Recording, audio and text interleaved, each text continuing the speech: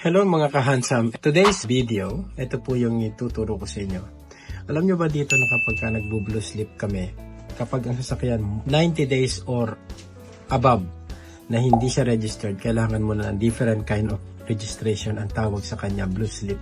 At alam nyo ba na dito sa mga blue slip, kung ano itong mga item na to, yan yung mga failed items. Wow. Kapag ang gulong mo less than 1.5, o kaya sira yung casing ng gulong mo, o kaya yung tire mo constructed at a different material to back, rear side, magkakaiba yung gulong mo, or kung yung tires mo regroove, ayan o. Kung regroove, hindi yan papasa dito sa Australia. So marami pa yan, isa-isahin lang natin. This is only about the tires. Okay? So, it's good to learn po kapag ang gulong ninyo ay less than 1.5 ang tread niya, hindi siya papasa. Ayan o.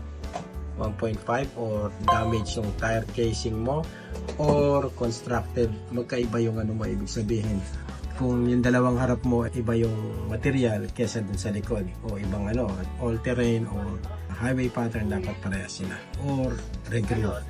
Lahat po ng ito mga item ito na po pwede namin ipakita. So everyday papakitaan ko kayo ng isa-isa niyan para makita ninyo kung kayo magpaparehistro na sasakyan dito sa Australia, alam niyo kung ano yung pasado at saka hindi pasado. So, ayan po yung tinitingnan natin.